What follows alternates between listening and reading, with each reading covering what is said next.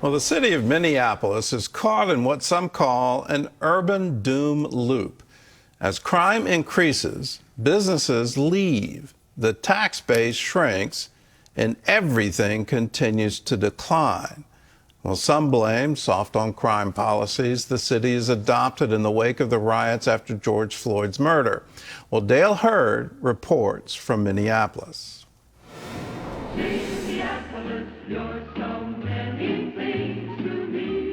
This was the Minneapolis that was. If the old version of Minneapolis was anything, it was clean and safe. Today is very different.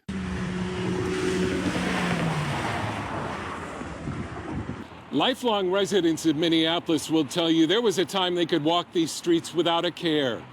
But today in Minneapolis, in many parts of the city, those days are gone. This is absolutely crazy. Another mass shooting in Minneapolis. This is the second one in a day. While there are still some nice-looking areas, parts of the city range from risky to dangerous.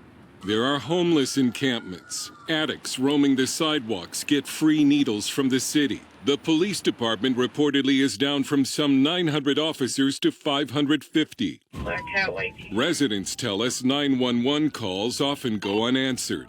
Some have given up reporting crimes. Police communications are now encrypted, so citizens can no longer track crimes in their neighborhoods. The Minneapolis Police Crime Dashboard indicates that crimes are going down. Minnesota State Representative Walter Hudson doesn't buy it. Crime hasn't gone down. Reports of crime have gone down because people know. Like, you create a culture where the citizen knows they're not going to get an answer from 911. The citizen knows the officers aren't going to be there for an hour. The citizen knows that even if the officers get there and apprehend their offender, that offender is going to turn right around, be out 24 hours later, and probably come back for retribution because you called the cops. Businesses have fled the downtown and property values have collapsed. The 31-story Ameriprise Financial Center, purchased for $200 million in 2016, was sold this year for just over $6 million, only 3% of its old value. Minneapolis attorney Chris Maddle is one of those leaving the city after years of taking these photos of crimes being committed outside his office window.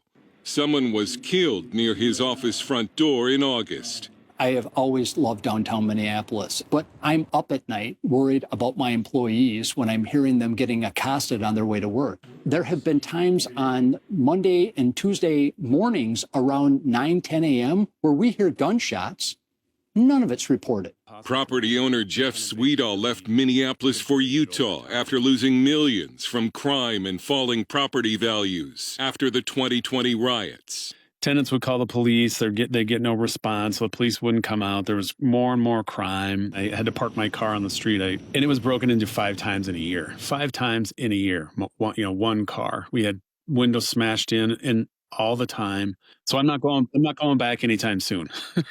Car vandals strike again. There were more than 500 car break-ins from July to August this year.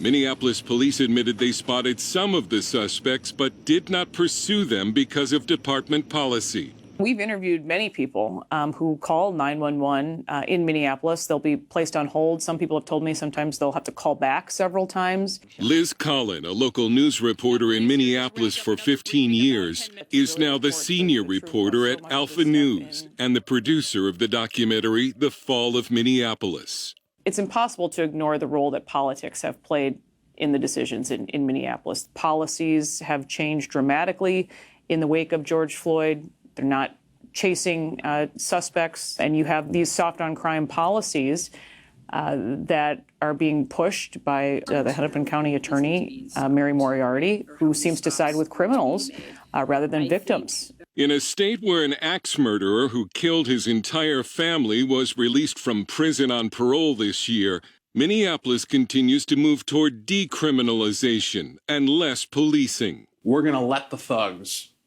roll over you, and we're not going to do anything about it.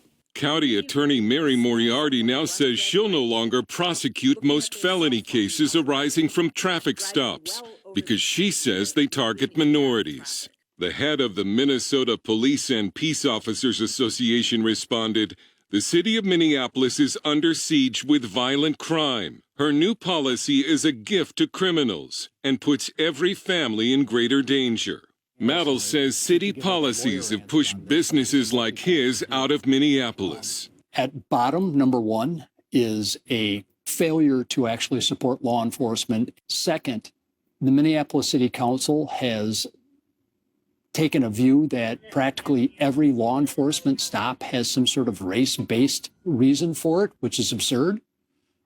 Third, the taxes that are happening in Minnesota are so outrageous that business is leaving. The city of Minneapolis and the Minneapolis Police Department did not respond to our request for comment. In August, Mayor Jacob Fry did post on X that Minneapolis is back. We are leading the country in affordable housing. Crime is down across Minneapolis. Our police department is being rebuilt with more diverse officers than ever. And downtown is making a strong recovery with a population growing over 60,000. After the mayor's post, the city reportedly saw in 1 month 55 gunshot victims and double the homicides from the same period last year. The city government sounds hopeful about the future of Minneapolis. However, most of the residents and former residents we talked to did not. Dale Hurd, CBN News, Minneapolis.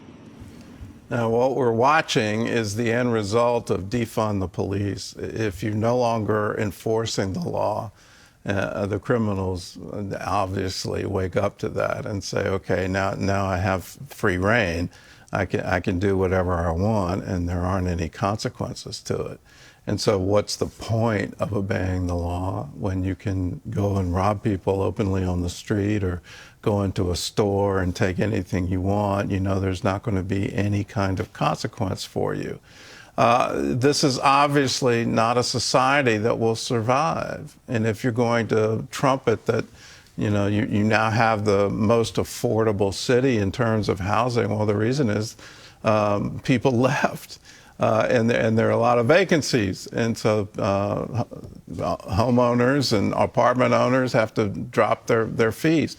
It makes no sense to me to not enforce the law. And I heard it in Chicago from a police officer, and he said, we can police the areas that we're allowed to police. And that is an incredible statement.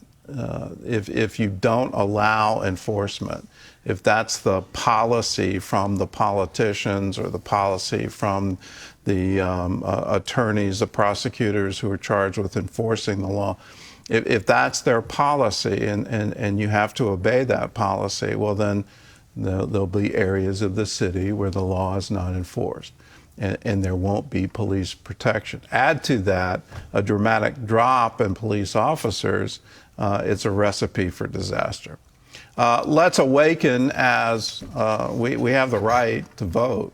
And so let's awaken our vote to say, do we want law and order in the United States? Do we want a society where people obey the law? Well, for me, the answer is quite obvious. Yes, I do.